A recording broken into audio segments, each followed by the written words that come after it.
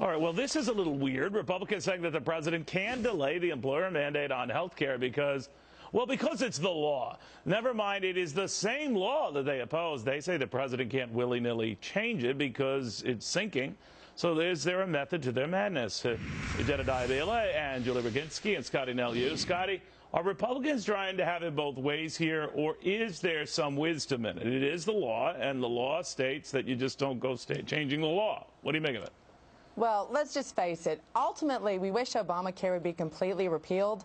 But in the face of that, we'll take what we can get. And right now, Obama is having to admit that his system is not going to work. And even if it's just for small businesses, the more time that we can buy, the more apparent it's going to be that this system is completely false. Even today, Neil, they came out with the fact that smokers who were originally going to be penalized, they can't even figure out how to penalize them. So therefore, that glitch is going to actually not be fixed for a year. So more time that we give these people to show the train wreck, the more time we have a chance of actually being able to prove that Obamacare needs to be completely abolished. Well, I was talking to some lawyers earlier, Jedediah, who explained to me that when you have a law, unless you are altering its enforcement provisions or correcting it, that you could do on your own.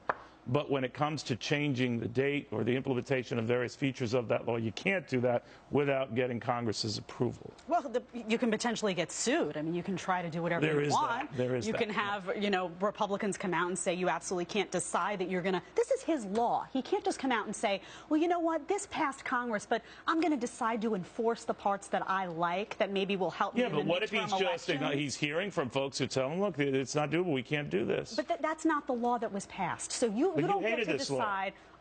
Absolutely. I want it repealed. I want it defunded, actually. Oh, okay. But I don't think that the president, by executive fiat, can decide what he does and doesn't like. What do you make of that argument? First of all, sure he can, because remember those Bush executive signing statements that you guys all didn't know? But it's true, yeah. That here we go with amnesia. That nothing that ever happened. Did he ever delay implementation or change the role in things? Yes, he just said there's certain laws that I'm going to just ignore because in my signing statement. All right, leaving aside, I know you feel about Bush about that. Do you find that this is wrong? What he's doing? I find that the Republicans of Obama right now said that he's going to just abolish Obamacare. The Republicans would say he's trying to get rid of people not having pre-existing conditions covered. He's trying to these guys are so fundamentally opposed reflexively to everything that Barack Obama does that even now when he's delaying you will acknowledge that leaving aside their machinations, and everyone has political motives here, but do you think that it is against the law to change the implementation of a law? I actually am not a lawyer, so I don't know that I'm. Well, I talked to lawyers who were, and they said it is. Okay, it may be, and I'm not certainly. I'm not here to forgive a Democrat doing it, a Republican. No, I'm not discounting it. What I am against, however, is the complete hypocrisy on behalf of the Republicans. Oh, and Democrats show no hypocrisy. Well, Democrats show zero hypocrisy. No, listen, everybody shows hypocrisy. Let's not be. I'm not trying to say that. Not me. I'm perfect.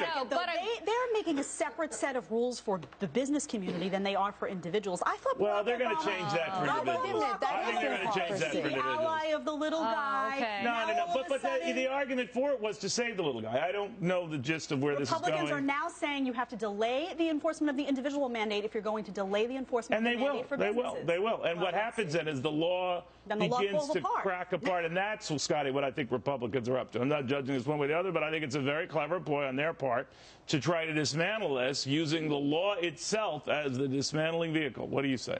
Exactly as your point. And Cavuto, you said it immediately, saying this is a political move. What is the reality of the situation is the Democrats did not want the American people to feel the wrath and the truth of Obamacare before the 2014 elections. That's what this is all about. They knew that if people were actually going to get penalized like they're getting, and you're having folks, especially in the younger 20s, then why would you risk still keeping the individual mandate in place? So you're taking as a given that they will punt on that one as well.